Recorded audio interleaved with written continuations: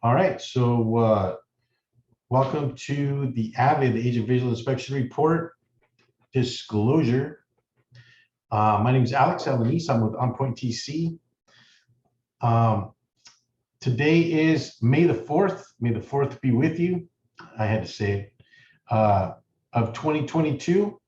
And just so we all understand each other, the AVID form was updated on December of 2021, which is about 5 to 6 months ago from today. So even though the majority of the form is the same, there was a few minor changes, which really don't affect what we do necessarily, but for the most part, the bulk of what's on the form or what was on the form and on the new form, we'll talk about today. Okay, so let's get started. Like I mentioned before, we do have 30 slides on this presentation. And I use some new animation on some of this stuff. So whereas to kind of give it some flavor, if you will. So there's my information, phone number, email address, website address. As I mentioned before, the website is down currently as I haven't had a chance to mess with it. But today's presentation, we will be concentrating on the agent visual inspection disclosure, which is primarily that 3-page disclosure that we work on every transaction. And if you will, please mute your audio. I'm just trying to get away from background noise. As you guys know, there's more than one person that's on the presentation. So whereas if you chime in, which feel free to do anytime, as I always mention, I like to do a dialogue instead of a monologue.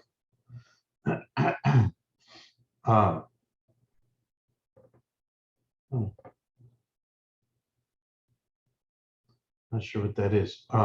Okay, so thank you guys for muting on your end, but I will mute you on my side. But if you happen to chime in, if you can just mute yourself again after that happens. Please ask your questions in the chat room, right? But feel free to chime in if you like. Like I said, I like to have a dialogue instead of a monologue. And thank you guys for logging in early or on time so we can get an early start. We definitely want to get off the presentation, learn what we need to learn, and get off so we can go to our families, eat our dinner, and watch our shows. Whatever we do to unwind in the evening time. Meetings are always free to everyone. The YouTube channel, you guys are free to share it, but feel free to share this information with anybody that you might benefit from it. Okay, because that's why it's there. So thank you guys for coming. Any questions or comments before we get started? Actually, we got somebody else logging in here. Oh, it's Mr. Larry. Okay. It's actually two Mr. Larrys. Okay, so here we go. Questions or comments? No, we're good. Okay, feel free to chime in anytime. Okay, guys. So why don't we get started? So the agenda for today. Okay, we will talk about what an AVID is. Right? Is it statutory? Is the AVID statutory, or another word for that would be required by law? Okay. Who needs to perform an AVID? What is included or not in the AVID?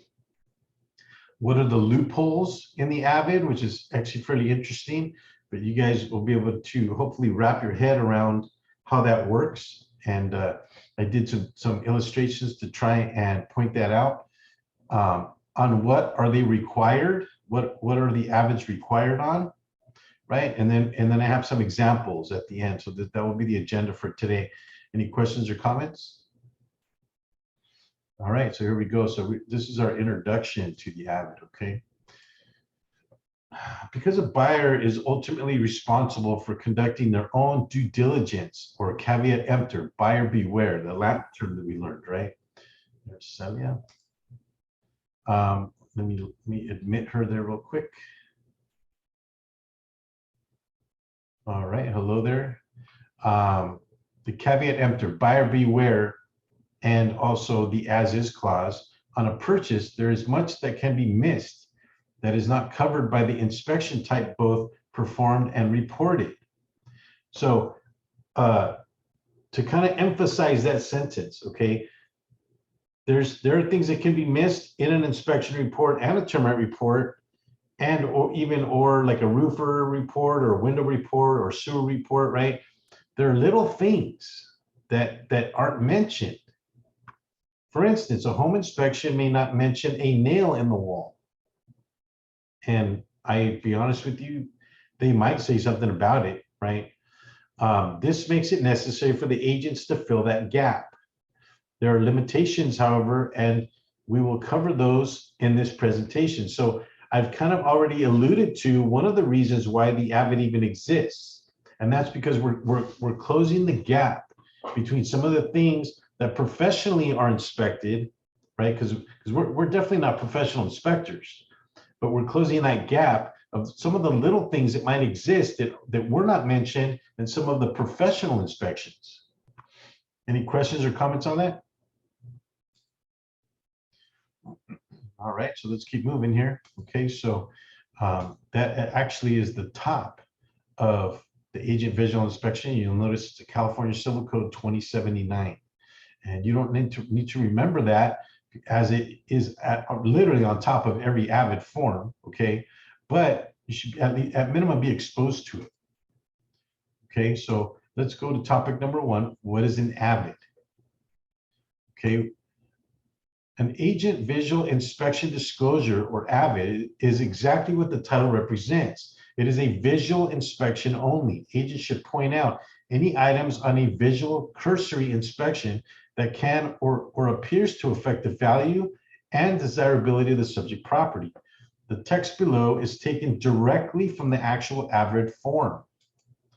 So California law requires, okay, so this is actually on the AVID form, with limited expectations that a real estate broker or salesperson conduct a reasonable, competent, and diligent visual inspection of reasonably and normally accessible areas of certain properties offered for sale, and then disclose to the prospective purchaser material facts affecting value and desirability of that property that the inspection reveals. So the important thing here is value and desirability, right? The duty applies regardless of whom the agent represents, meaning buyer or seller, tenant, landlord, doesn't matter. The duty applies to residential real properties containing 1 to 4 dwellings and manufactured homes. The duty applies to a standalone detached dwelling, whether or not located in a, and I think I hit a button here, whether or not located in a subdivision or planned development, or to an attached dwelling such as a condominium. The duty also applies to a lease with an option to purchase, a ground lease, or a real property sales contract of one of those properties. So,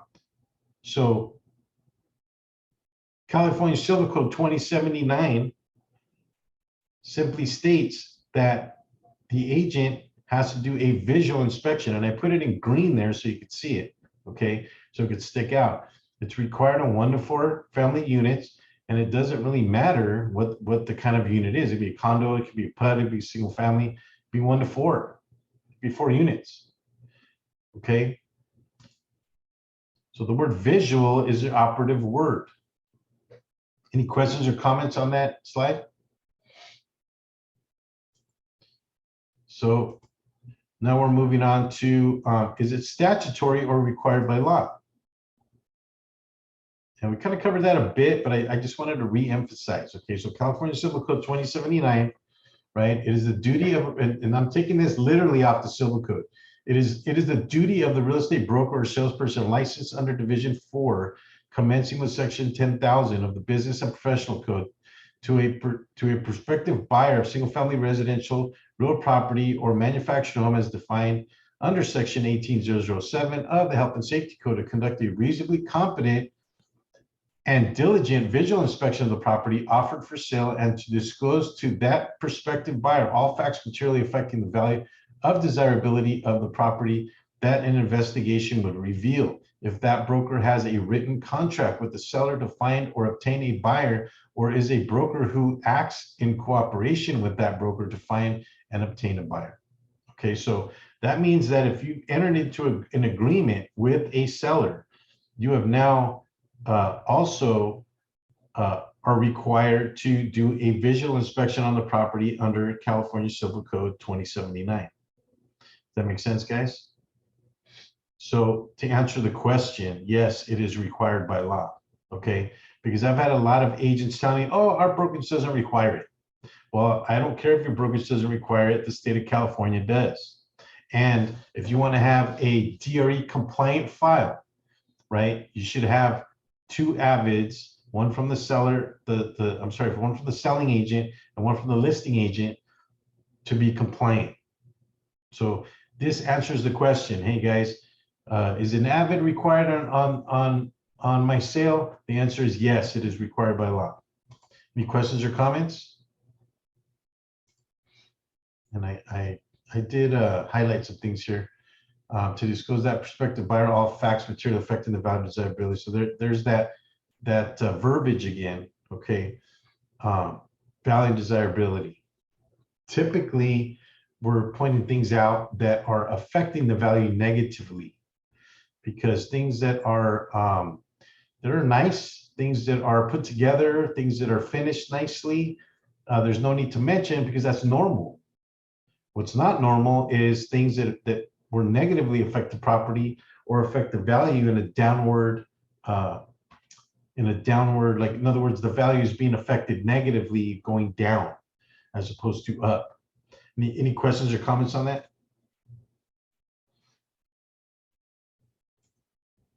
All right, so what does this mean to the buyer? So an agent inspection is not intended to take the place of any other type of inspection, nor is it a substitute for a full and complete disclosure by the seller. Regardless of what the agent's inspection reveals or what disclosures are made by the sellers, California law specifies that a buyer, and sorry, I got somebody coming in here. Where was I? California law specifies that a buyer has a duty to exercise reasonable care to protect him or herself. This duty encompasses facts which are known to or within the diligent attention and observation of the buyer. Therefore, in order to determine for themselves whether or not the property meets their needs and intended uses, as well as the cost to remedy any disclosed or discovered defect, right?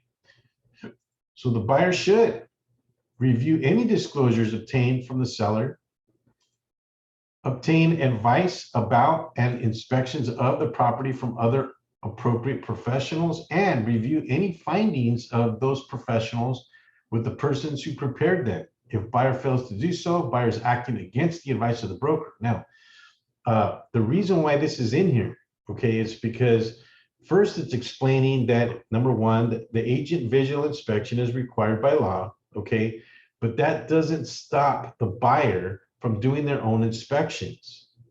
So this is just in addition to, and it's pretty much explaining that in bold type in uppercase letters.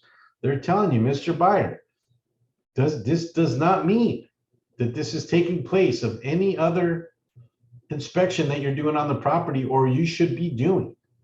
And there are 2 very specific inspections that we emphasize, and that's termite and home inspections, right?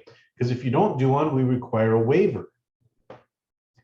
Okay, other inspections, I guess you could go the extra mile and do a buyer's inspection election, or BIE, and address it that way, because there's probably like another 25, 30 inspections that you can put on there, okay? But the idea here is that you're explaining to the buyer, Mr. Buyer, I am doing a visual inspection because I'm required to, but it doesn't mean that you should not be ordering your own other inspections from professionals. This is in addition to. Buyers should know that this visual inspection is different than other inspections, and buyers should rely on reports from professionals as well as disclosures from the seller as well.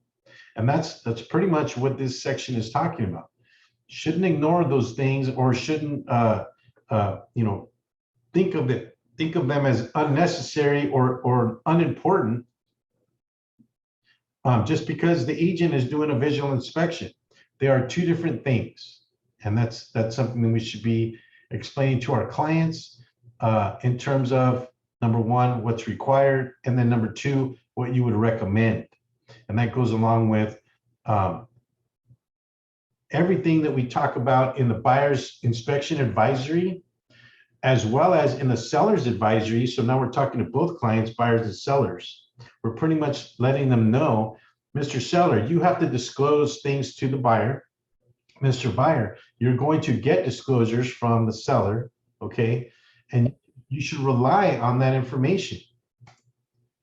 And that way you can make a decision on you know, the needs, that what it is that you're looking for in your purchase, okay? So any questions or comments on that? Does that make sense so far? So now we're moving on to topic number 3. Who needs to perform one? So in section 1, we discussed that it is required by law. The verbiage of the AVID says that a real estate broker or salesperson conduct a visual inspection, but also contractual. And I'm sorry, I got more people that's coming in. It is also contractual. We can assume the listing agent is obligated, but what about the selling agent? All right, so I took a snip out of the RPA. This is RPA section 11A2. Okay, and you can see here the real estate transfer disclosure statement required by this paragraph is considered fully completed if seller has completed the section titled coordination with other disclosure forms by checking a box in section 1, and seller has completed and answered all questions and signed the seller information section 2, and the seller's agent, if any, has completed and signed and the seller's agent section 3, or if applicable, and agent visual inspection disclosure or form AVID, AVID, section 5, acknowledgement of receipt of a copy of the TDS shall be signed after all previous sections, if applicable. Now, the reason why it says if applicable is if you're acting as a dual agent, okay, have been completed. Nothing stated herein relieves a buyer's agent. So who needs to perform one? The listing agent obviously is required by law, but nothing stated herein relieves a buyer's agent, if any, from the obligation to conduct a reasonable, competent, and diligent visual inspection of the accessible areas of the property and disclose on section 4 of the TDS or an AVID material facts affecting the value and desirability of the property. And there's that verbiage again, that were or should have been revealed by such an inspection, or complete any sections on all disclosures required to be completed by the buyer's agent.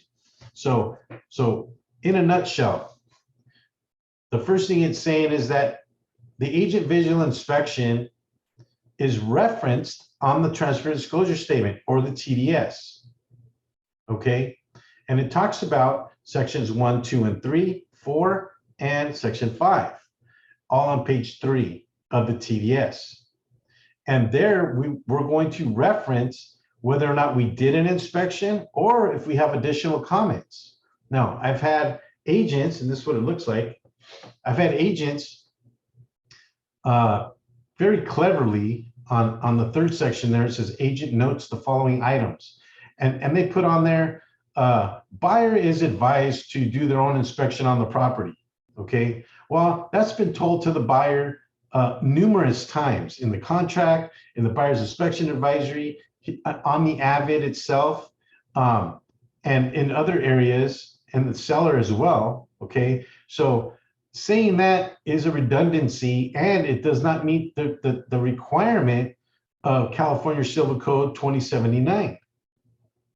The requirement is that the agent does a visual inspection, saying to the buyer that, oh, well, we're advising you to conduct your own investigations, doesn't relieve you from doing an AVID.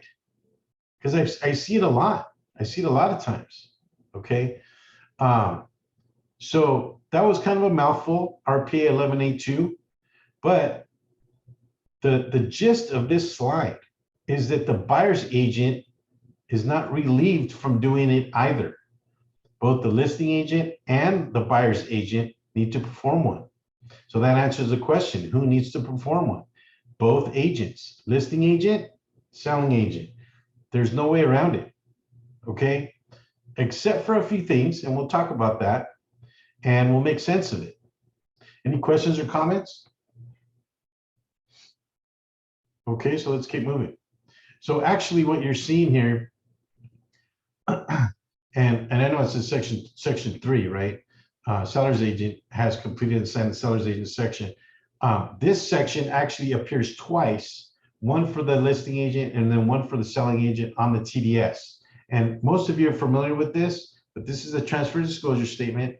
And the majority of time we're checking the box, okay? So it is on page 3, and I went too far. I wanted to show you something here. We go back. We're checking this box, and I think you guys can see the mouse there. I checked the box, see attached agent visual inspection AVID form, right? So pretty much what we're directing them to on the TDS is that there's another disclosure, okay, from the listing agent and or the selling agent. It's called the AVID that they should be looking at. And we're referencing or checking the box that form does exist, because there are times in very, very unique cases, okay, where maybe there isn't an agent of visual inspection disclosure, and quite frankly, I've done a few of those, okay, and or maybe you don't need an agent visual inspection report, a 3-page report. Maybe you could just mention a few things here under notes, which is the third option, okay. So we'll talk about a little bit more about that in coming slides. So we're on slide number 12. Let's do a quick funny. Some things are best left to a professional. Would this be a matter of mention on an agent visual inspection? I think so. It's something that's not normal, but funny nevertheless. What about this? Right? They've done it right. They're Legos. They still work, right? So anyway, I thought those are good. Any questions or comments on the previous slide? All right, so let's go on to topic 4, right? What is included or not in an AVID? And we're at 6:26. We're actually doing pretty good time. We're on slide 14 now, okay? So agent inspection limitations. Because the agent's duties is limited to conducting a reasonable, competent, and diligent visual inspection, okay, of reasonably and normally accessible areas of only the property being offered for sale, there are several things that the agent will not do. What follows is a non-exclusive list of examples of limitations on the scope of the agent's duties, right? The agents do not have to discuss or talk about the roof or attic unless something is visible from the ground. So in other words, we will not climb. We will not move furniture. So moving furniture is a no-no. And I'll just give you guys a quick nugget, which it may be here in another slide, but we'll talk about it again. The object, I think, or the rule in doing an agent visual inspection on a property is don't touch anything. You're simply viewing everything. So if you just stick to that rule, if you're just viewing things, right? And you'll notice here on the limitations that that's pretty much how it is, right? The agent will not remove furniture, will not remove plants and other items, move them out of the way to see what's underneath or the carpet or whatever the case is, right? That's not our job. And those limitations are listed on the AVID itself, okay? Appliances, we do not flush toilets, we do not turn stoves on, we do not operate microwaves. We don't do any of that. That's not part of the agent visual inspection, okay? We don't measure the property, right? We do not look at environmental hazards. That is a job of a home inspector or the NHD company, or even an environmental company if you're doing commercial, right? Off property conditions, right? Permits or records. We don't talk about those things. And I see that a lot actually on AVIDs where they'll say, oh, you know, the garage is unpermitted or something like that. That they, excuse me for saying this, guys, but the majority of the time, they don't even know whether it is or not. Analysis of agents' disclosures, right? It's not part of our visual inspection. So some of the language includes is not obligated or will not. And I noticed that on some of the wording. So, you know, the attorneys are very particular about their wording. Does this mean the agent can perform some of these items and report on them? And that's a question.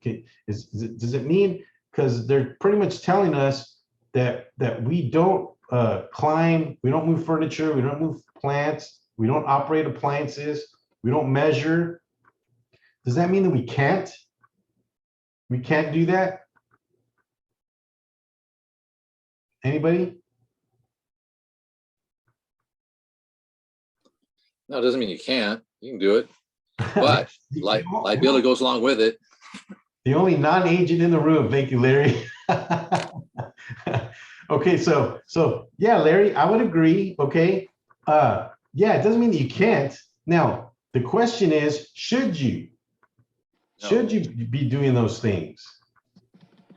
And yeah, Celia, I would agree. I would say no, you should not be doing those things. Sully, Robert. No. Yeah, Lupe, thank you. No, I don't recommend that you do any of those things. You do not climb, you do not move furniture, you do not go into attics or into basement, or well, maybe the basement, yeah, but the under part of the house, right? You don't operate appliances because that's not part of your visual inspection. Now, does it mean that you can't do those things because you're looking out for your client? No, you can. You're just not going to put it on the report. You're not going to put it on the AVID. But if you want to know if the stove turns on, well, turn it on, right?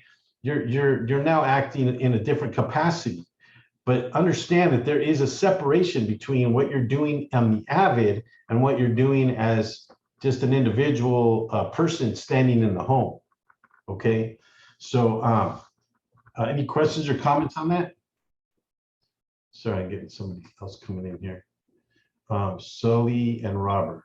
We don't do crawl spaces either. Oh, and that's what I meant to say underneath the house. I don't know why I couldn't think of the word, but thank you. Crawl space was the word I was looking for. Yeah, no crawl spaces. You do not go into the inaccessible parts of the house. So you're not crawling, you're not climbing, you're not doing any of that. You're normally walking around and looking around visually. So that is the visual inspection. Any other questions or comments? Okay, so let's keep moving here. So here's an example. Okay, so here's a snip of the AVID form. This is page 2 at the very top. Okay, and we're talking in here about what is included or not. Okay, now if the property is a duplex, triplex, or a fourplex, some of us call them quads, okay? You have to do a separate one for each unit. So we're talking about a separate AVID. So the AVID is made up of 3 pages. So in the event of a duplex, you're gonna have 2 different AVIDs, which total 6 pages. If you have a triplex, you're gonna have a third one now, a third AVID, which now totals 9 pages. Okay, so I'll stick with that line. I think Ron has a question. What's the question, Ron? Yeah, in the case where you're doing the AVID and a person says, well, the room is not accessible, maybe somebody in there is asleep or ill or whatever the case might be, and you cannot get in there, well, how would you address that on the form? Would you say? Well, I would point it out on the room section, which is right below this here of the snip that you're looking at. Mm-hmm. And I would simply say that this room was inaccessible. Okay. Yeah, and pretty much what you're saying is that, hey, I can't be held liable for something I didn't see. Got it. Now, do you have the opportunity to put it off and ask, hey, can I come back to see this another time? Because, you know, with some of our buyers, sometimes we're at a property 3 or 4 times, right? So you might use that opportunity to to make it to where you can visit another time to complete your AVID. So that's another option, right? But yeah, if it looks like it's one of those things where you're not coming back, it's too far away, or whatever the case is, right? You just mark on there that it was not accessible the date of the inspection. Okay, so let's keep moving here. We're putting in the inspection date, the weather conditions, and other people present, right? The entry. So this is an example of what can be put here. The threshold appears to have chipping paint and worn. So I'm simply describing what I'm seeing, right? The living room, stains noted on the ceiling. Again, I'm just looking up, I'm seeing stains. Carpet appears worn in traffic areas. And which is normally true about a lot of the things that we see, right? In the dining room, some areas of walls appear to have mismatched paint with noted patchwork. Some holes in the walls were noted where nails may have been. And a lot of times, you know, when people are moving, they're taking the nails out of the walls and they leave little holes. So I'm just mentioning that. So these are examples of what can be said on some of these, you know, sometimes on some of these properties that we see, right? In the kitchen, countertops appear to have some chipping tiles, which is common. Some cabinets appear stained and or dirty, which is also common, right? This is an example of what could be said about these items mentioned. It is always a good practice to use the word appears, and you'll see that I use the word often in these sentences. Threshold appears, carpet appears, some areas of walls appear, okay? Because I'm not a professional, so I'm taking a step back in my commentary and simply saying, you know what, that's what it looks like to me by saying the word appears. Does that make sense, guys? Any questions or comments on that? So this is simply an example of what you would talk about, okay? But let's kind of flip it around a little bit here, okay? And let's talk about what not to say.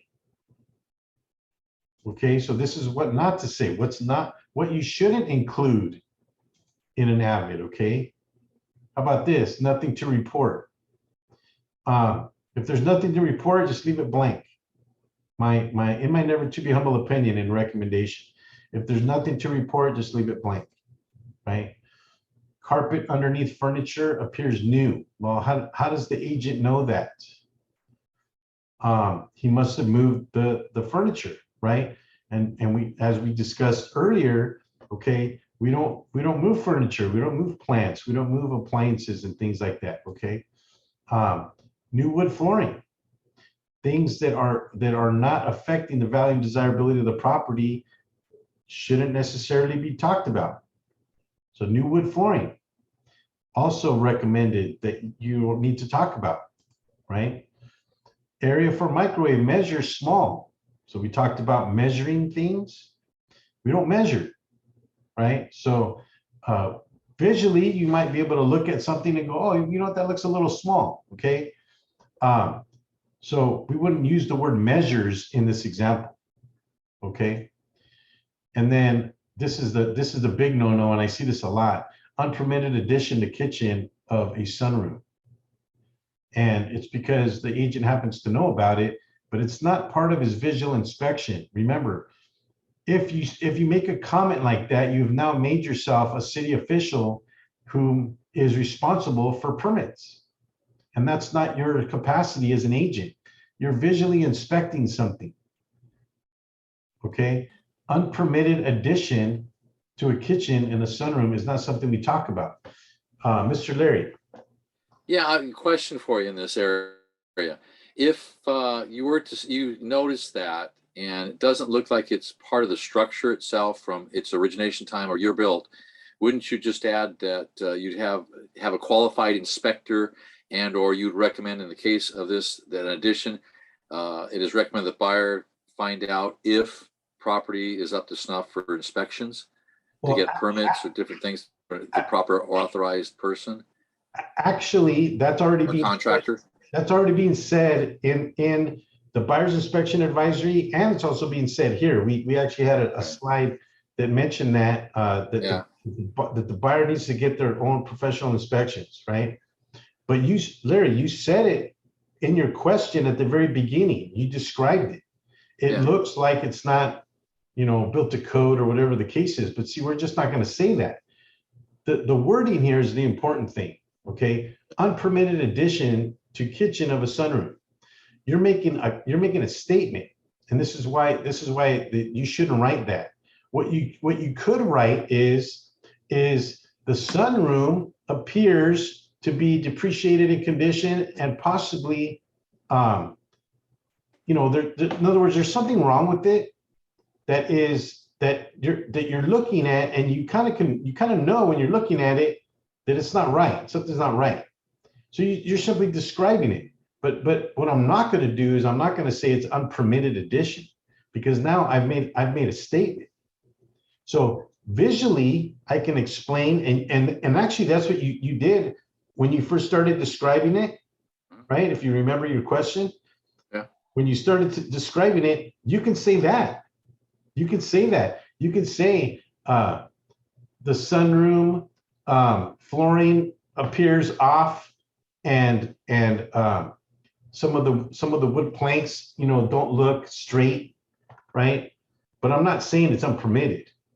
Well, let me ask a question. So if you have sunroom, if you have a house from the 20s and you have a sunroom, that usually is not part of the building during that era. You can say sunroom looks new, advise buyer get their own inspector to see if it's permitted or what. Well, again, I'm not going to say, I'm not advising my buyer of anything because that's already been said. Okay. All right. It's already in the verbiage, right? Okay. And I understand where you're going with that, because that's our knee-jerk reaction is to, hey, Mr. Buyer, right? Mr. Buyer, hey, you need to look at this because it looks to me like there's something wrong, right? And no, and I get that. It's our knee-jerk reaction to doing these kind of inspections. What I'm warding against is making a statement, right? Okay. Unpermitted addition. No, we're not going to say that. What we're going to say is that it appears that, and you're looking at it and you're just simply describing what you see as wrong. Not that it's an unpermitted addition. See, that's the no-no, right? So whereas the commentary about us advising our clients to get their own professional inspection done is already in the verbiage. So we don't have to reiterate that. There's no reason to reiterate that. Okay. And any other questions or comments, Ron? Yeah. What about the wording, like you see a property that's the paint looks, not new, but the word like normal wear and tear, or the carpeting appears to be normal wear and tear, something like that. Is that? Okay, yeah. I mean, I use a little bit more of an objective term. I use depreciated in condition, but normal wear and tear means the same thing. So I would say that we would need to question what the word normal means. But I think most of us, if you were to say that, most of us would understand it. Because what you're saying is that, hey, you know what, it's dated and it doesn't look new, right? But it's dated. So it looks like it has normal wear and tear. That's just common language. And I would say that would be okay, in my never to be humble opinion. Any other questions or comments? Or sometimes the seller tell us that, oh, this is not permitted. And I usually put, if I heard from the seller directly, I put according to the seller, blah, blah, blah. Okay, yeah, so that's I not don't know. that's not the purpose of the AVID. Okay, the purpose of the AVID is is for you to visually inspect and report. Okay, so what Karen's talking about is something that needs to be disclosed where? Anybody? There's a disclosure, statutory disclosure that we give to the buyers. Lupe, Lupe, you chimed in. What were you going to say? Can you repeat it? Okay, so the agent visual inspection is not somewhere that we would disclose to a buyer that something hasn't been permitted. Where there is a disclosure that we use for that purpose. Which one is it? Is that the SPQ? No, the SPQ has yes or no questions. Okay. Celia, try to say it. TDS is the right answer. Celia, thank you. Or an addendum. Yeah, you can use an addendum as well if you want to. You know, I've actually seen sellers talk about these kind of things literally in a Word document, which is fine too. It doesn't eliminate the fact that you're not using a car form. It doesn't eliminate the fact that you're disclosing if you're just using a Word document. And I've seen the Word documents with photos, because literally the seller is simply just afraid that they're going to come back later on and try to sue them for something. So they're being clear about the disclosure. So Karen, to answer your question, that is not the function of the agent visual inspection disclosure, or AVID, okay? It's not the function of this disclosure for you to mention what the seller is talking about, because this is not a seller disclosure. This is a visual inspection of the agent. So understand that if the seller wants to make that statement, he can make that statement not through you, but with the TDS, or transfer disclosure statement. There is a section where you can talk about that. And there's actually a number. It's on page 2. I believe it's 4 or 5 on page 2 of the TDS that allows you to say yes to that question, and then further elaborate on that on the section below. And it even gives you an opportunity, if you want to include an addendum, like Sully and Robert had mentioned, okay, whereas that information is then disclosed to the buyer properly, not with the AVID, not with the agent visual inspection. I know the knee-jerk reaction is to do that, okay, but that's not what the purpose of the AVID is, or its function. Any other questions? All right, so these are examples of what not to say on an AVID, okay? And I already kind of mentioned it. Thank you, Karen.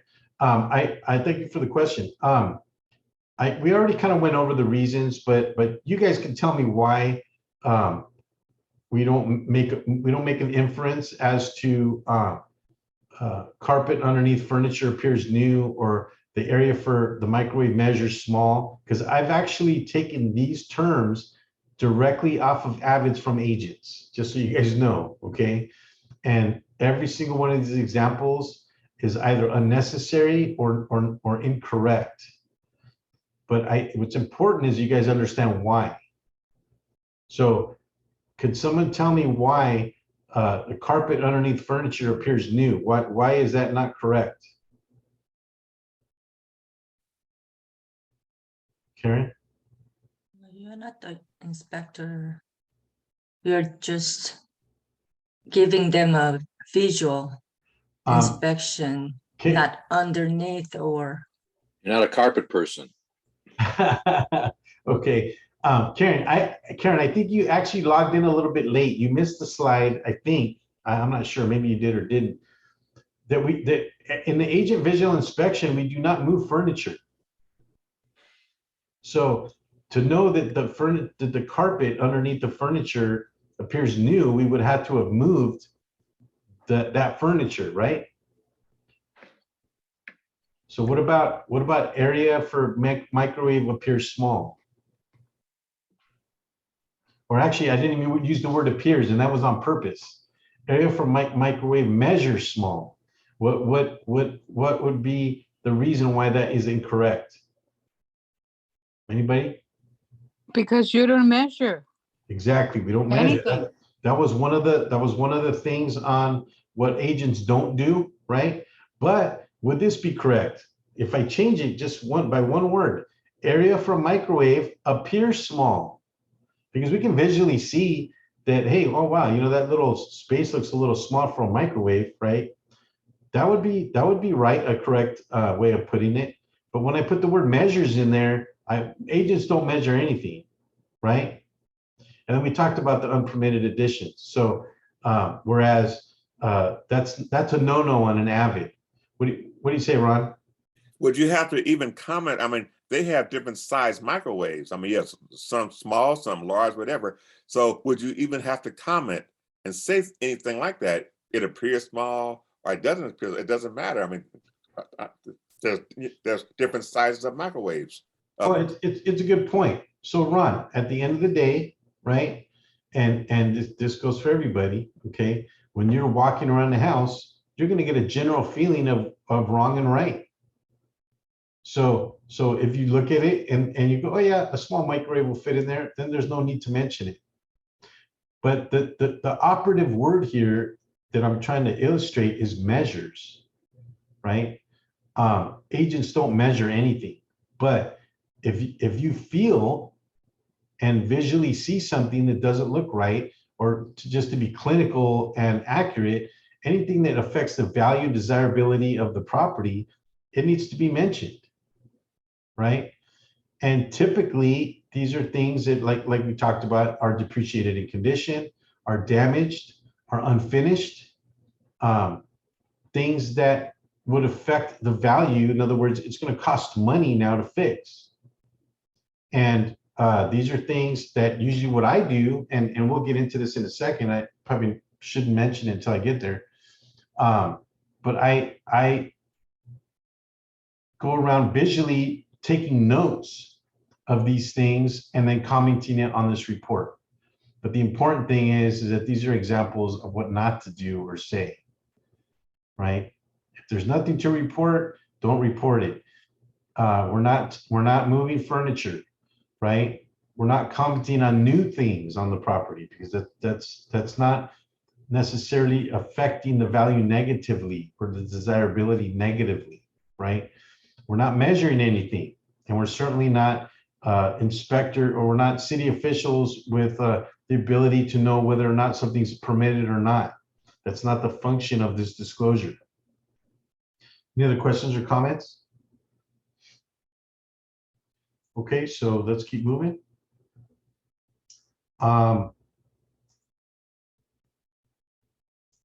So this is what the law does not require the agent to visually inspect the following, right? Areas that are not reasonably or normally accessible. We talked about the crawl space, right? The attic, sometimes areas of the basement, right? Areas off-site the property. So actually what we're doing is we're visually inspecting on-site. So that includes the yard. There's on page 3, there's an area for the yard. Public records or permits. Okay, this is not the function of the AVID, right? Common areas or planned development, condominiums or stock cooperatives, right? Meaning that we don't go inspect the pool area and the weight room and the sauna, unless we're going to use them, right? But we're not inspecting them, right? Commercial property over 5 units. And I think that's changed actually recently, where commercial property in general doesn't need an AVID. Further, because it is a visual inspection, a good rule to follow is when performing an inspection, do not touch anything. This way, you can be sure that the inspection is truly visual. I would recommend taking photos of both the items of mention and general shots and including them in your broker file. Living room, kitchen, bathrooms. I said bathrooms there twice. I like that. Yards, and of course, deferred maintenance, etc. Okay, so I'm taking photos, and that's how I'm taking notes of what it is that I'm going to talk about. But then I also have proof of what I'm talking about. Okay, does that make sense? Any questions or comments on that? All right, so let's keep moving here. We're on slide 17 at 6:52, so we're doing pretty good. I recommend you take photos. The purpose of taking photos of the subject property, both exterior and interior, is proof. It is much more difficult to prove something did or did not exist prior to transfer without photos, even if it is disclosed verbally. Photos should be taken of the street, both directions, the address posted on the curb and or the house. Two-dimensional photos of the front, both sides. General photos are not a matter of mention for purposes of the AVID, but are a good practice of keeping in the broker file. So here's some examples, okay? Picture of the street. We have a one-dimensional shot of the front of the house, but this is a two-dimensional shot of the back of the house, meaning two sides, okay? General photos of the side of the building and yard should be taken, right? So here I'm taking side view shots of the property and a shot of the backyard, okay? And the reason for this, okay, is actually proof.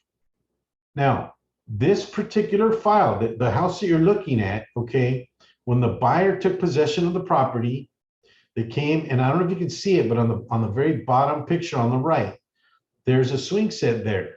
So when the buyer came and said, hey, they left a swing set behind that we're going to toss, okay, you know, the rule on the RPA is that they've abandoned that item, but the buyers are required to tell the seller, hey, you left this behind, we're going to toss it.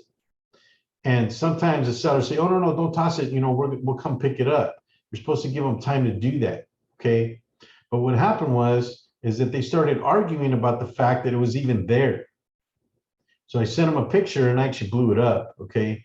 Of the swing set. And then guess what? It's there because I have a picture of it. Recently, that happened to another client. I won't say who, where we took a picture of a pool, and just so happened that the seller took the cleaning apparatus of the pool and the pool cover, and they were very, very brave to tell us that it was never there. So when I sent them a picture of it, they said, oh, okay. So now they had to replace it, but they totally changed their tune once you showed them a picture of it. So this is why it's important to just do this practice. And let me tell you something, 20 minutes, a half hour of your time to do this is worth its weight in gold when you have a dispute that you're trying to figure out. So I strongly recommend taking photos of the property, buyer or seller side, doesn't matter, okay? Including it in your broker file, because it's one of those things as well where you can come back to an issue 3 years later, you're not gonna remember that property. You're not even the street name, but guess what? It's in your broker file and you're able to access all that information. Any questions or comments on that? All right, so let's keep moving. So concerning matters for which are going to be mentioned on the AVID, here are some examples of what can be said, right? The exterior, rust stains on concrete, right? Broken brick caps, metal unit holding up carport. Look at that, right? I'm not saying that it's not permitted or it's unsafe or anything like that. No, I'm simply saying that that metal unit is actually holding up the carport roof. I'm simply describing what I'm seeing, right? Stress cracks on concrete, pretty typical in California. Interior photos should follow the same rules. Shoot photos of general areas for broker records, and you will be shooting photos of defects and or deferred maintenance that will be mentioned on the AVID. So here you see really nice photos, right? And these are general photos of the kitchen, the bedrooms, the bathroom, right? And these are professionally taken shots, so this is why it's a little bit angled. I don't think my digital camera would take pictures like this, but there are cameras that will take pictures like this, but these are general photos. So I'm taking general photos of the property for two reasons. If I'm listing the property, obviously I'm gonna use them in the listing, but also I have a record of the personal property that was on the property at the time. Questions or comments on that slide?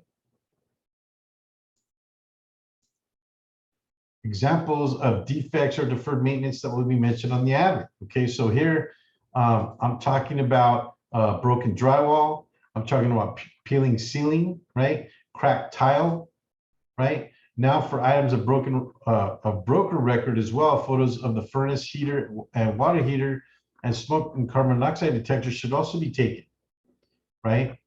Now I have record of a furnace that was there. I had an issue one time when the furnace went missing, and I had a picture of it. Hey guys, it was there when I was there. Here's a picture of it. Boy, did that piss them off, because they kept insisting that it was never there, right? What the water heater strapped, right? And I see the bypass there, the copper tube that comes off the top, and also see the vent that's coming off the top, and also that it's housed. Okay, in the blue photo there, I see the smoke detector. I'm taking a picture of the smoke detector. I have proof that it was there, right? So again, these are recommendations. I know a lot of you might be saying, well, you know, it's clever, Alex, but you know, I don't need to do any of this stuff. There's no reason. I'll be honest with you guys. I've used this more often than not. I've used a lot of this information. Number one, the top row of pictures, I use it to actually fill out my AVID, because now I have a picture of it, right? And I have proof of what I'm talking about. But the other thing is the proof of the utilities and proof of required items. The smoke detectors are required. The water heater straps are required, right? So I want proof that I had them there, because if a buyer or seller wants to come back and try and sue me as an agent for whatever reason, I have proof that it was there. That makes sense? Any questions or comments? Yeah, regarding that water heater, a lot of times your water heater is outside the house and it's usually in a cupboard or something like that. Do you recommend to open the cupboard up and take the picture like that, and then close the cupboard back, close the door on the cupboard? Yes, yes. Now I'm not going to make any comments about it. I'm simply taking a picture of it for my broker file. Okay. If I happen to see something that's out of the ordinary, then I may make a comment about it on the AVID. But actually, the picture that you're looking at there is outside and is in that metal housing. That's the picture that you're looking at there. It's the metal housing. It is outside. You can see the stucco on the wall, right? So that to your point, Ron, that is an example of exactly that. Okay. So whereas I'm not talking about this in the AVID necessarily, like I'm not talking about the smoke detectors being there. I'm not talking about the furnace, anything about the furnace, unless of course I see something broken. If something's broken, then I'm talking about it, right? But there's no need to say anything about these things. I'm simply taking these photos on the bottom row for my broker file. The ones on the top row, I'm taking to mention in the AVID, because you know there's a missing wall plate, there's broken door jamb, holes in the door, there's broken drywall. I'm gonna talk about all that stuff in that first picture. The peeling ceiling, the cracked tile. I'm gonna talk about those things in my AVID, right? Any other questions or comments? All right, so let's keep moving. So what are the loopholes? Okay, so this is where it gets interesting. The transfer disclosure provision. Okay, so we talked about this earlier, where the TDS on page 3 has section 3, whereas you have an option now to pick one of the 3 options there, right? So we have all seen the AVIDs that have little or nothing on them. In that event, you have the option to either mark no items for disclosure, which is the second option, right? Or you can place a few items of mention in the section given, and that's the third section. So you see, you got 4 lines that you can write some stuff in there, okay? And let me finish the paragraph, and then I'll expand. Unless you walked around the home and didn't see a scratch, should be the only time you choose the blue option. So here I color coded them, okay? Every other time, the AVID or section with items to note should be used. Not necessarily a loophole, but given the options, the property will dictate how it is best to proceed with proper disclosure. So let me clarify, okay? If there are many options, or I'm sorry, if there are many items to disclose, you're going to use the AVID form. It's the car AVID, which is 3 pages, and then you're going to fill it out like we've been talking about, okay? But sometimes, on occasion, you go to a house and it's literally spotless. And I've seen a few of these homes where you're walking around and there's not even a scratch on it. That would be the blue option that I'm showing there, the second box down where it says agent notes no items for disclosure. That means that they're literally, when you went to the house and you're taking pictures of your general shots, you're taking your general photos, there's literally not a scratch anywhere. There's not a stain, there's not a hole, there's not a, somebody went in and just literally very attention to detail, took care of every little thing to mention. There's not even a blade of grass that's out of place. There's not even, the grass isn't even brown in some areas. It's nicely watered. Everything's nicely trimmed. I've seen houses like that. That's when you would use the second option, or the blue box, agent notes no items for disclosure, okay? In that event, you don't need the AVID anymore.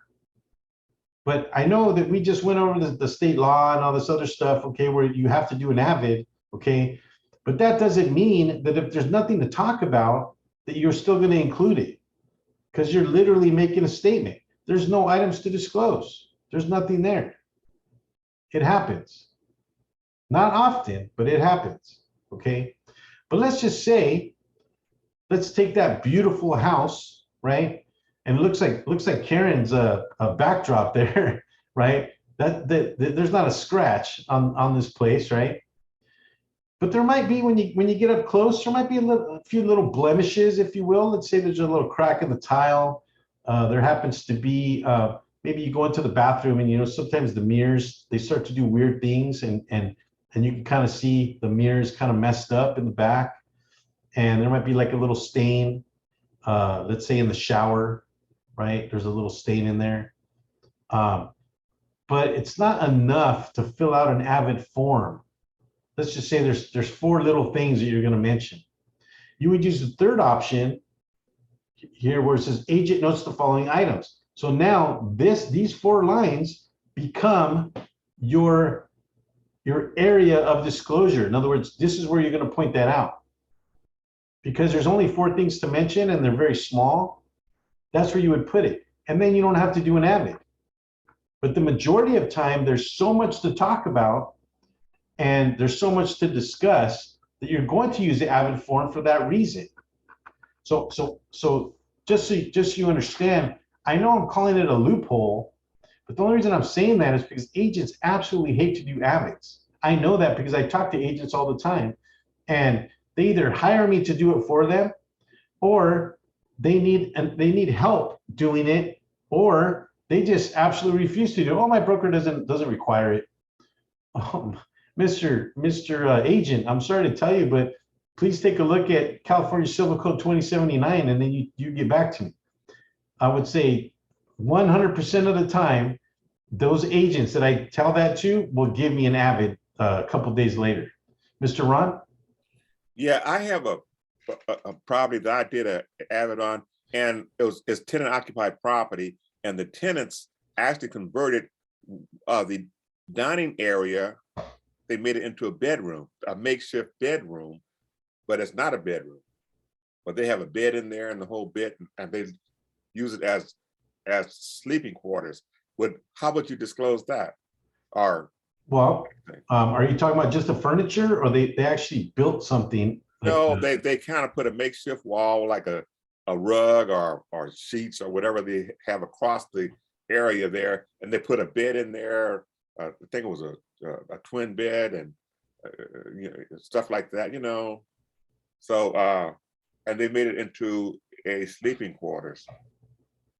Well, okay, so the furniture, yes, and the sheets that you're saying that they hung up, yeah, as long as to separate the yeah, as long as there was no intrusion onto the actual building, like their building onto it, I would say there's really no reason to mention it.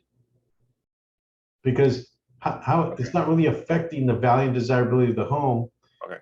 Because that's just how it's being used. Okay, thank you. So that would be my recommendation. But if they nailed some things into the wall, now you have some things that may be needing repairs. So then I potentially might mention something about, you know, the items that were attached to the wall that wouldn't normally be there. But in terms of the furniture that's easily moved, there's no reason to mention that. But going back to the three options here, we have an option to use the AVID form. There's a lot to talk about. We have the option not to use the AVID form. If there's nothing to talk about, that's the only loophole. And the reason why I'm calling it a loophole is because everybody complains about it, okay? And if you don't want to use the AVID form because there's only a few things to talk about, you can put it there in that section. Now this section is, sorry, there's a gnat in here. So this section is on page 3 of the transfer disclosure statement, or the TDS. So any other questions or comments about that? So this is kind of the nugget of the evening, I'll be honest with you. Because like I said, I get a lot of complaints from agents because they don't want to do it. That, you know, they took their sweet time. Now understand, listing agents, understand something. If you fail to give the buyer your AVID, your agent visual inspection, they do not have to remove investigation contingencies, because it not only is it statutory, but it's also contractual in the contract that you give them this disclosure. And that was the first part of the first part of the presentation, right? Oh boy, this thing's getting crazy here. But does that make sense, guys? Understand that this is part of the required disclosure, and under 14B3 of the RPA, you do not have to remove contingencies, investigation contingencies, if the listing agent hasn't provided the AVID or some kind of disclosure. Now, if they provided you with the TDS, you can flip to page 3, which that's the snip of this page here, of this slide, okay? And you can see which of the options the agent took, right? Now, I'll go back to what I said before. We're on option 3, the pink one, okay? Where I see agents where they think they're clever and they say, buyer to do their own investigation of the property. Well, excuse me for saying, but that does not satisfy the requirement. So don't think you're going to put that on there and that the requirement has not been satisfied. It's clever, but it's not correct. And if that's the case, the buyer hasn't been fully disclosed, and it's a potential violation to the buyer civilly, and it also can be a violation to your license. So be careful of trying to make those clever comments, because they don't apply. Okay. Any other questions or comments? What's the time frame? As like I had a property that like went through the whole bit, the AVID and the whole thing, and then later on it canceled. The deal fell through. Then I got another client on the property. Now, do I have to do a new AVID, or can I use the old AVID from the other dates, you know, dated back, you know, a few months earlier? Or do I have to do it all over again, or what? How does that work? What date? Okay. So I think I understand your question, Ron. It's a good question, actually, because when I take a listing on a property, I do the AVID then, and then that's how I'm going to date it. Okay. So when I get a buyer, I'm simply plugging in the buyer's information into the AVID where they need to sign and initial. Okay. If I get it canceled, I'm eliminating that buyer's information, and then later on, I'm going to open another escrow. Obviously, let's say it's a few weeks later. I'm now plugging in the new buyer's information on the same AVID, because in zip forms it allows you to do that. But you don't have to change the date, because you're being truthful about the day that you did the inspection. So just keep the date the same. It's on page 2 at the very top. Got it. And, Okay. yeah, and it talks about the date you were there, what was the weather conditions, and who else was present. That information is not going to change. Okay. And then you can use that AVID. And I would say, you know, as long as there hasn't been any substantial changes to the house, right? That you'd be okay with keeping that. And assumably you'd be able to go through the process of a transaction in 2 or 3 months. And I would say that that's a pretty reasonable amount of time to get the AVID out. I think that answered your question. Yes, it did. Thank you very much. Thank you. Oh, you're welcome. Okay, Celia has a question. If the seller made any changes in the property, do you have to update and make the new ones? And the answer is yes. Now, because we're dealing with the new RPA, I don't remember the section code that talks about that, but there is a section in the RPA that talks about changes during the transaction. And Celia, if you and I talk soon, or maybe what I'll do is I'll take that snip of the transaction, I'll highlight it, and I'll send it to all you guys because I have you guys all in a group email. And just know that that snip is talking about any changes now that might come up. Now, understand that when you make changes to any disclosure to the buyer, that increases the amount of time that they have to remove contingencies, and it's usually 5 days. So you want to be sure that you want to try and get the disclosures right the first time, whereas the clock starts ticking in terms of them removing contingencies, because for most of us, that becomes a point of contention. We want the buyers to remove contingencies, right?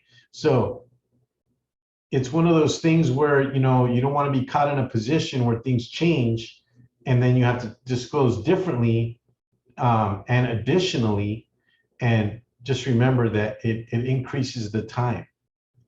And it also gives the buyer cancellation rights.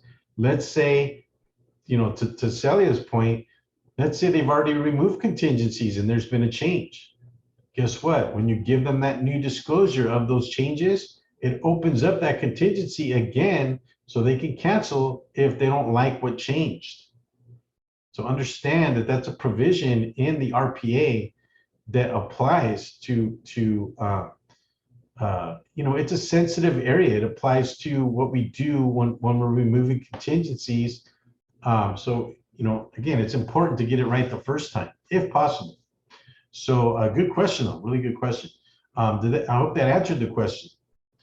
Shall we move on to topic 6? Is there any other questions about the previous topic? All right, so let's keep moving on. Okay, so on what are AVIDs required? So the agent visual inspection is only required when the seller is being represented by an agent, meaning that for sale by owners, don't need AVIDs. On 1 to 4 residential units, not on commercial. Commercial units do not require AVIDs. When there is something to report, and we talked about that with the TDS, you have 2 other options available. If there's nothing to report, or if there's just a few things to report, you can use page 3, section 3, or 4 of the TDS, where you can now put that information on. Any other questions or comments on that? All right, so let's do a quick overview. Okay, so take general 2-dimensional photos of the home, amenities, utility, but mainly defects, deferred maintenance, and items in disrepair. Right? Visual inspection means exactly that. Agents are not experts, so I would recommend not touching anything. Just observe and report. Agents are not experts. Do not comment on the legality or permitted nature of anything. Leave this to the experts or municipal. The TDS provides a section in which to decide your reporting option. Be sure to mark the following, or be sure to mark and follow the provisions. Sorry, I'm reading too fast. Buyer versus seller's rep. So whether representing the buyer or seller, be sure to perform your visual inspection requirements. So this slide here I thought was important because it kind of goes over the do's and don'ts at a snap, at a quick snap, okay? And so I thought that this was a very good slide to put up in the whole scheme of things. So we're actually on slide 25 and we're at 7:18. So actually we're doing pretty good on time. Any questions or comments on that?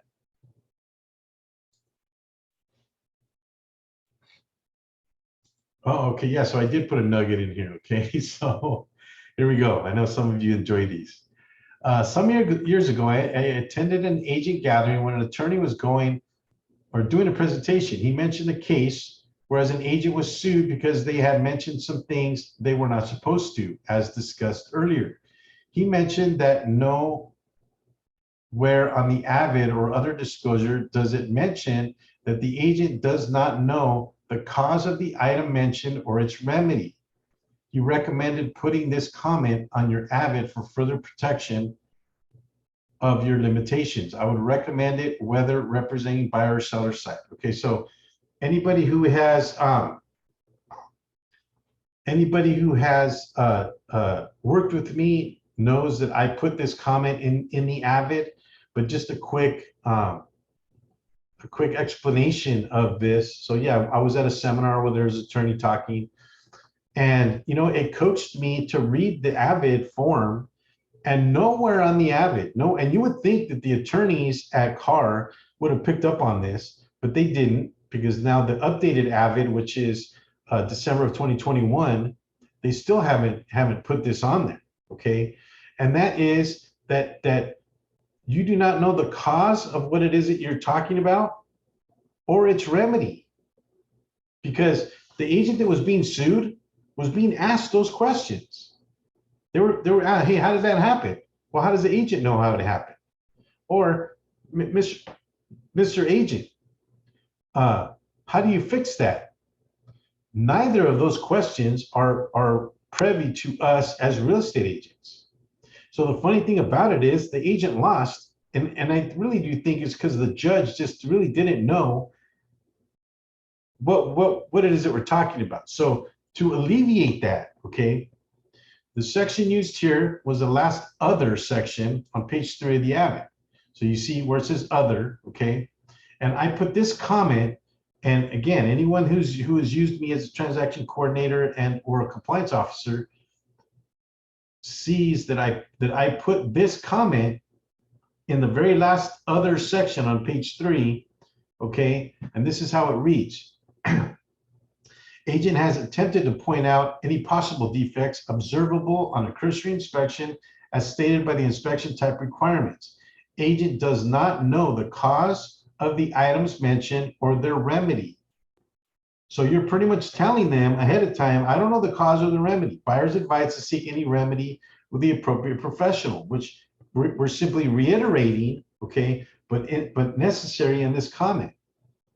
But the operative words here are we do not know the cause of the items mentioned or their remedy, because a ambulance chaser attorney, right, will potentially take you to court and ask you these questions in front of a judge that may not understand the inspection requirements of the AVID. Now, in most of these cases, it's small claims, and most of us understand that you can't take an attorney to small claims, okay? But if there is an appeal on the small claims, then you can. That's actually how this attorney got involved. It was on appeal. And he ended up reversing it because he explained to the court that agents are not professionals in these matters. But could have avoided all of that if you just put this comment in there saying that you don't know the cause or the remedy of what it is that you're talking about. Does that make sense, guys?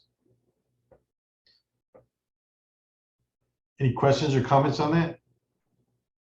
So you guys will have that burned into eternity now on YouTube. So if you guys want to go back and take that down, but any of you who have worked with me, just take a look at one of your AVIDs. That comment will be there, and feel welcome to cut and paste it. What I do is I put it on a Word document, and every time I have an AVID, I simply just copy it, and then I paste it on zip forms. It's usually pretty quick and easy.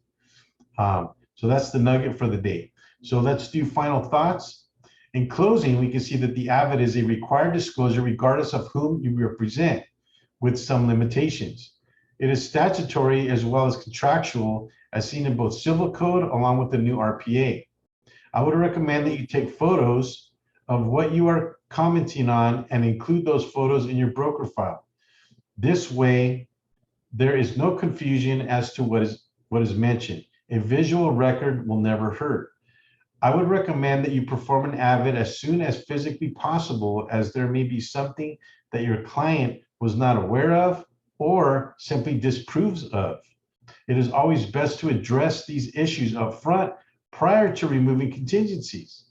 Lastly, and most importantly, agents are not experts in anything. Attempt to refrain from making any interpretations outside the scope of your position. Leave those comments and reporting options to the professionals. So, yeah, no, Celia, no problem. Celia, this entire presentation is being recorded, so just know that it will be up on the YouTube channel probably tomorrow or Friday, okay, if I get time. So it will always be there. You guys can watch it as many times as you like.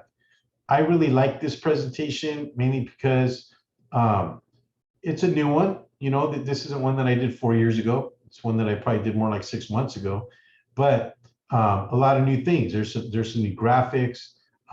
You know, just the way that the presentation comes across, I liked it a little better. So you guys, hope you guys enjoyed it and learned something today. Any other questions or comments? So that's the AVID, guys. Is it required? Yes. Should you take pictures? Yes. Again, this is a recommendation in terms of the photos because most agents don't do that. I like to take photos. You know, it's not like the old days where we got to take the film out and take it to Vaughn's and get the film developed and then have the photos. No, nothing like that, right? It's more digital stuff, and you know, we are able to quickly and easily store that information. So it's kind of cool. So about the YouTube channel, right? If you're interested in viewing this presentation, you guys all get the link on the email that I send out for the presentation. Again, this is going to be the last presentation for a few months, the last live presentation, mainly because we pretty much finished all of them, and I'll be making new presentations. When we make the new presentations, I will send out an email then to let you guys know, along with the text blast that I send out, text reminder. And I'll try to give you guys a heads up, you know, like a week ahead of time. I'll let you guys know that, hey, I'm going to do a new presentation. You guys are welcome to come on, obviously. Always enjoy the questions, and it's good for the class, okay? But if you happen to miss any of the presentations, they are all on the YouTube channel. Guys, feel free to jump on there. I just ask if you do me the favor and subscribe to the YouTube channel. That way we can get credit for the viewings, okay? And as always, feel free to share the link with anybody you like. They're free to access it anytime. I just ask that they please subscribe, okay? Thank you, Robert and Sully. Thank you, Karen. Going on to affiliates and resources, we have Mr. Larry Christian with the Old Republic title. There's his phone number and email address. Larry has been kind enough to share a lot of the materials that I send out on the emails. A lot of that information is privy to what we do on a daily basis. So I hope you guys have been keeping that information and using those handouts to your advantage, right?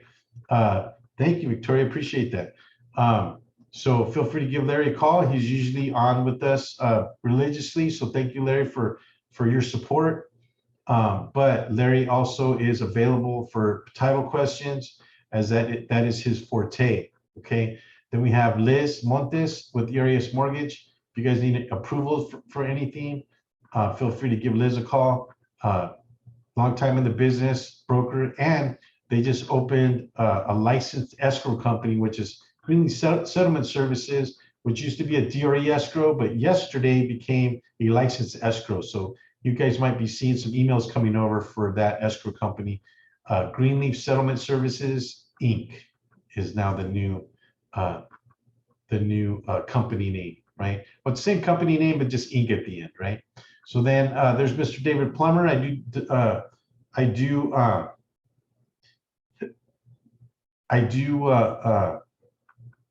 endorse Dave's product. He is a real estate motivator and trainer. Does a different kind of training that I do. I do technical training. Dave actually does motivational training. So feel free to jump on his Zoom meetings. They're free on Saturdays, 8:15 and 9:45. I haven't been in a while, but Dave, I think moved out of state, but he's still doing them. Okay. And then there's Shamim with NHD Property ID. So that's her information. If you guys should have any information. Thank you, Mr. Larry. Appreciate it. So anyway, any other questions or comments, guys? We're at the end of our presentation. Thank you guys for coming. And again, like I mentioned before, this will be the last one for a few months. I'm going to take a break, but just know in the background that I will be creating more presentations of things that I've been asked to create presentations on. A couple of those things, one of them is procuring cause. Another one is a seller's affidavit. I've had other people asking about escrow.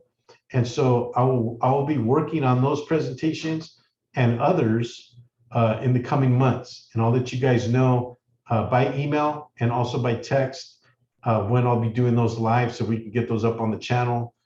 The other thing that I'm going to be doing is I'm going to be doing short live presentations on how to run comps, how to put signatures on documents, how to pull documents into zip forms. I'm going to do some how-to videos. Okay, I'm not going to do those live, but I'll let you guys know when I put them up, when I do it.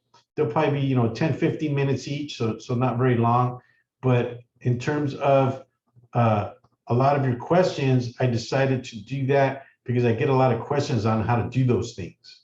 So I'd rather just refer you to a YouTube video, and which would give you the option to rewind it and rewatch it whenever possible, and should answer most of your questions. And then of course, if it doesn't, you can always call me. But that's what I'll be working on. Okay, so I'm not an attorney or accountant, but I do like to share this information. But you guys are welcome to call me anytime you like for anything. I give you my never to be humble opinion in terms of what I think. Could I be wrong? Absolutely. And I would say that I have been wrong about certain things, but this is why we have an open discussion, right? We have open talks about what it is that we're doing. We're trying to make our lives better in terms of finances and trying to figure out how to gain clients. Hey guys, one of the ways to gain clients and to get more prospects is for referrals. And if you know what you're doing and you know how to do it and you do it well, right, you're going to get referrals. Now, am I suggesting that that's the only way to get referrals? No, there's many more other ways. And actually, some of your offices help you with those things. So that's good stuff. But the stuff that we're talking about here is technical and is the other side of what you're learning in terms of motivational training and being able to prospect. Okay. Ron, I'll send you an email of the breakdown. Okay. Okay, anyway, thank you. You're welcome. Anything else, guys, let me know. Again, you guys have a good Cinco de Mayo. May the 4th be with you. And I'll see you guys in a few months, okay? And hopefully, maybe sooner. I know some of you guys come and visit me at times. Others will call. Others will email. But stay in touch, okay? Don't be strangers. Thank you guys for coming on. It was a very good class today. I really enjoyed the presentation. Miss Lupe, did you want to say something? No, I just want to say thank you, and you have a wonderful week. Okay, you Or too. week. Yeah. Next couple of days, we got a couple more. I'm actually looking forward to the weekend. Got some things planned for the weekend, so I'm looking forward to that. So you guys have a nice Cinco de Mayo tomorrow and a nice weekend. Don't party too hard. And like I said, if you guys need anything, feel free to call or email. Okay. What's up, Ron? No, I'm just saying thank you. And You're thank you very welcome, much. sir. Great. You're welcome. Thank you. Thank you for coming on. I hope this helped. Mr. Larry, what's happening? Thank you, sir. I appreciated listening all the time. I Okay. enjoyed it. Thank you, Mr. Larry. And like I mentioned before, guys, you guys need any title information or need title insurance, give Larry a call. He will help you with that information. He's helped us a lot in the transactions that we've done. So highly recommended. Okay. That's it, guys. You guys have a good evening. It's 7:33, so we actually ended right on time. Unless there's anything else, I'm going to go ahead and sign off. Okay. Good night. Thank you. Okay. Have a good night, guys. Be safe.